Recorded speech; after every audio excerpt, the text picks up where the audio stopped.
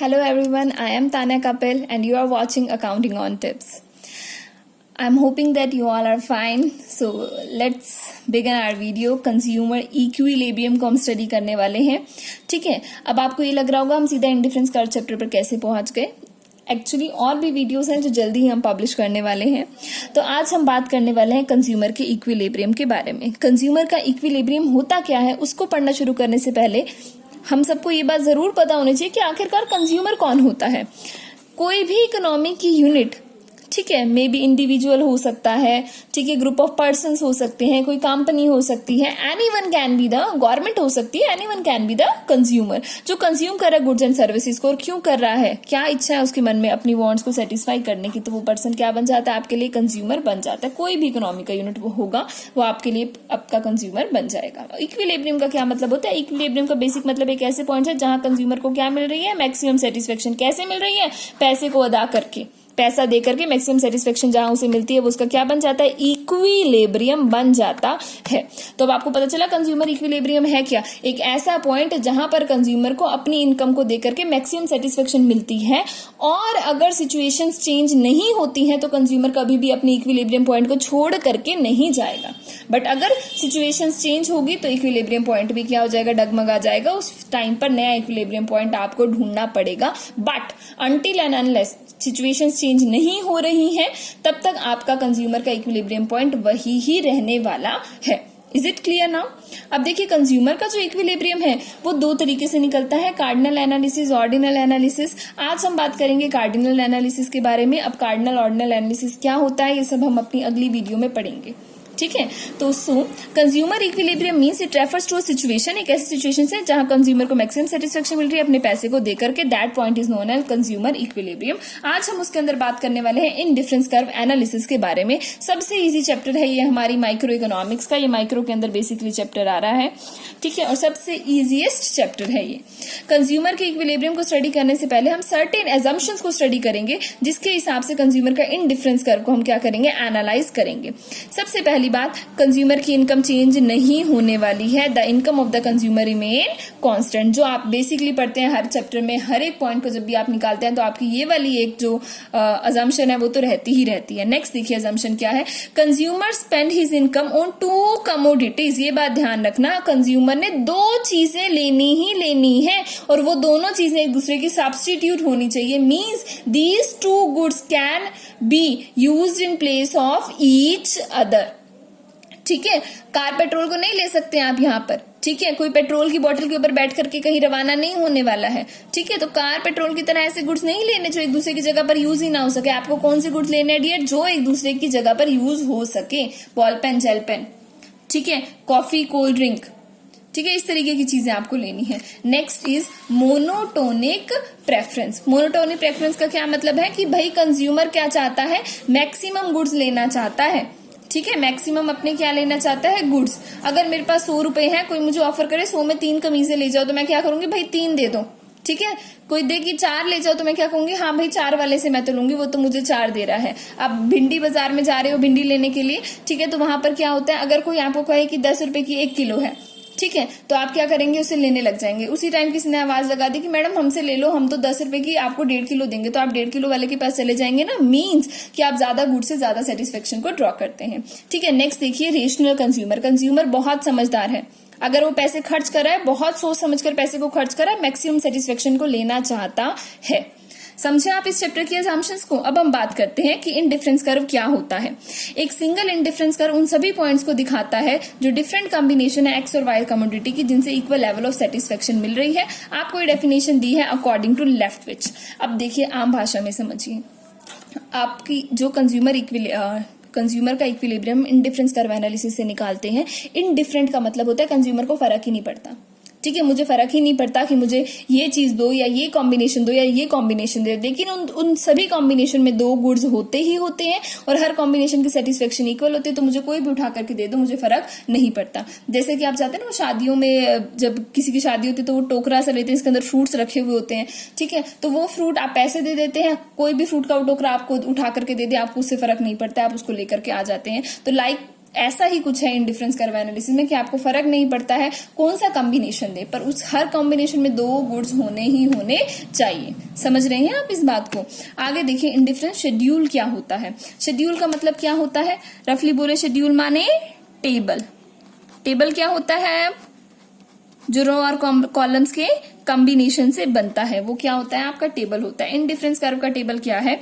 Indifference schedule and indifference schedule refers to a schedule, एक ऐसा table है जो दिखाएगा 2 अलग अलग चीजों के अलग अलग कॉम्बिनेशन, लेकिन जिनसे सेटिस्फेक्शन क्या मिल रही है आपको जनाब? बराबर मिल रही है। ये उसको क्या करेगा? शो करेगा। यहाँ एक एग्जाम्पल है इंडिफरेंस शेड्यूल का।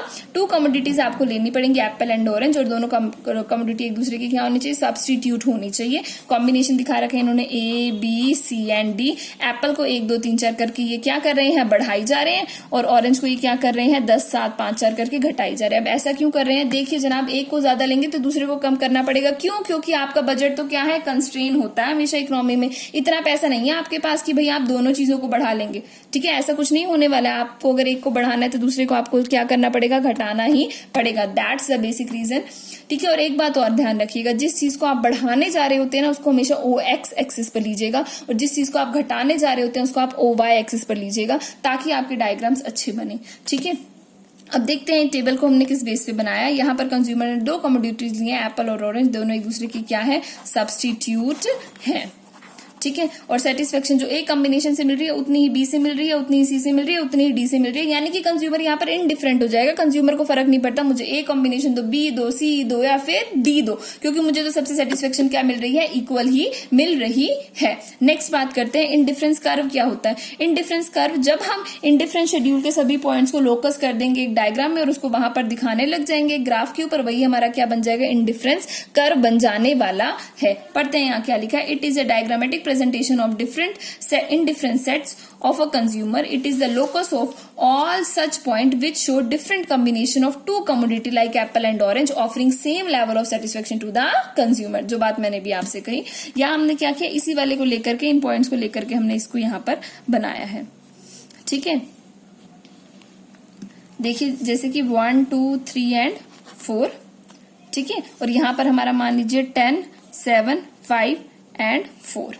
तो इस तरीके से आप मैच करेंगे इन पॉइंट्स को। ये लोकस ऑफ द पॉइंट्स हो गए, ये आपका कॉम्बिनेशन हो गया A B C D, और यहाँ पर आपका ये क्या बन जाएगा? कर्व। कर्व की शेप कुछ इस तरीके से आएगी। ये आपका इंडिफरेंस कर्व बन जाता है, IC कर्व बन जाता है। OX एक्सिस पे आपको किसको लेना है? जिसको आप प्लस कर रहे हो यानी कि बढ़ा रहे हो, और OY पे क्या लेना है? जिसको आप माइनस कर रहे हो यानी कि जिसको आप घटा रहे हो। Next, properties of indifference curve, most important topic, कई बार पेपर में आ जाता है। ये बीकॉम वालों के लिए तो बहुत ही ज्यादा इंपॉर्टेंट है। ठीक है, अगर आपका ये चैप्टर है तो। प्रॉपर्टीज ऑफ इंडिफरेंस कर्व, सबसे पहले प्रॉपर्टी है IC का स्लोप किया जाता है डाउनवर्ड, नीचे की तरफ गिरता है। अब आप खुद ही देख लीजिए, जब आप इसको बढ़ाएंगे ऊपर वाले को घटाते आएंगे, नीचे वाले को बढ़ाते जाएंगे, तो इस तरीके का कर्व बनेगा। तो इस तरीके का कर्व क्या हो जाएगा? डाउनवर्ड हो जाएगा, यानी कि डाउनवर्ड आ रहे हैं आप, लेफ्ट टू राइट, नेगेटिव आपका स्लोप बन रहा है, because you are increasing the consumption of that commodity which is represent on OX axis and you are reducing the consumption of that commodity which is represented on OY axis. That wise your curve slopes downward from left to the right. Understanding this point now. Next देखिए, IC convex to the point of origin. Why IC is convex to the point of origin? The main reason behind this is MRS, marginal rate of substitution. अब MRS क्या होता है उसके लिए मेरी video है, आप उसको देख सकते हैं। MRS क्या है? Marginal rate of substitution when we are going to substitute one community with the other community. जैसे कि आपने यहाँ पर बात की, आप सब्स्टिट्यूट कर रहे हैं, A को बढ़ा रहे हैं, एप्पल को बढ़ा रहे हैं और ऑरेंज को घटा रहे हैं। क्यों सब्स्टिट्यूट कर पा रहे हैं? क्योंकि आपने जानबूझकर ऐसी कम्युनिटी को लिया जो क्या हो? एक दूसरे की परफेक्ट सब्स्टिट्यूट्स हों। ठीक है, तो इसलिए आप उनको सब्स्टिट्यूट करते जाते हैं। आपने देखो इसको बढ़ाया, उसके लिए आपने इसको घटाया। ऐसा क्यों किया? क्योंकि भाई पैसे तो हमारे पास क्या है? कांस्टेंट है, पैसे तो आपके पास ज्यादा नहीं है। तो आप देखिए, आपने पहली बार, इसका कुछ नहीं होता क्योंकि ये तो आपने पहला शुरू किया है, अभी आपने किसी से लेकर के किसी को नहीं दिया। ठीक है, अब यहां पर देखिए, आपने Y को 1 रुपया ज्यादा दे दिया। कैसे दे दिया? सॉरी, आपने X को 1 रुपया ज्यादा दे दिया। कैसे दे दिया 1 रुपया ज्यादा? Y से 1.5 रुपए खींचकर। ठीक है, मान लीजिए आपके 2 भाई बहन हैं, आपने Y वाले भाई से क्या किया? 1.5 रुपया खींचा और उसको खींच के X वाले अपनी बहन को 1 रुपया दे दिया। तो आपका रेट ऑफ सब्स्टिट्यूशन क्या हुआ कि 1.5 लेते हो और 1 देते हो। ठीक है, तो ये क्या हो गया? 1.5। नेक्स्ट देख लीजिए, आपने अब क्या किया? आपने फिर से 1.5 लिया और अब कितना दे दिया, 2 दे दिया, तो दैट इज 0.75। नेक्स्ट देख लीजिए क्या है इसके अंदर, आपने 0.5 लिया और कितना दिया, 2, तो आपका ये क्या आ गया, 0.25 आ गया। ठीक है, तो यही बेसिक रीजन है आपके MRS की वजह से आपका स्लोप क्या आता है, डाउनवर्ड आता है। अब यहाँ पर ये जो ट्रायंगल बन रहा है, यहाँ पर आप स्लोप को निकाल सकते हैं। पहले में देख लिया आपका स्लोप कितना आएगा, यहाँ का 1.5, यहाँ कितना आएगा 0.75, यहाँ कितना आएगा 0.25। मींस आपने कितना लिया और उसके बदले कितना दिया। आप इसको लॉस बाय गेन भी बोल सकते हैं, loss in terms of Y का कितना नुकसान किया, गेन किसको हुआ, in term of X. Y से कितना लिया और एक्स को कितना दिया, उनकी रेशियो आपकी क्या होती है, MRS होती है। Next point is higher the indifference और higher the level of satisfaction. इसको समझने के लिए आपके पास इंडिफरेंस मैप होना चाहिए। इंडिफरेंस मैप कोई बहुत बड़ी चीज नहीं है, इसका मतलब है एक ऐसा मैप, एक ऐसा ग्राफ जहां पर डिफरेंट आईसीज को क्या किया गया है, दिखाया गया है एक ही ग्राफ के अंदर। जब आप डिफरेंट आईसीज को दिखाते हो that become your indifference map, जैसे कि हमारा यहाँ पर है। आपको ऐसे को लेना पड़ेगा तब आप जाकर के इसको शो कर सकते हो। मैंने यहाँ पर इसे लिया और कितने दिखाए हैं, 2 दिखाए हैं, IC1 एंड IC2। मैंने यहाँ पर एक लाइन डाल दी, इसका मतलब है कि गुड वाई यहाँ पर भी ए कॉम्बिनेशन में भी और यहाँ बी वाले में भी, दोनों में मैं ओके यूनिट्स ले रही हूँ। मान लीजिए यहाँ पे 20 यूनिट में किसकी ले रही हूँ, OY की ले रही हूँ। ठीक है, तो 20 मैंने खा ली मान लीजिए डायरी मिल्क की चॉकलेट्स, और यहाँ पर मैंने 10 खा ली, ठीक है, मिल्की बार। ठीक है, डायरी मिल्क खाई 20, 10 खा ली मिल्की बार। ठीक है, पहला कॉम्बिनेशन आपका ये है। दूसरे में आ जाइए, IC2 में जब आप इसी पॉइंट पे आए, यहां पर भी आपने डेयरी मिल्क 20 ही खाई, पर यहां पर आपको मिल्की बार कितनी मिल गई, 12 मिल गई। समझ रहे हैं आप इस बात को? तो इसका मतलब है आपको बी में सेटिस्फेक्शन ज्यादा मिलेगी बजाय किसके, ए के। क्यों?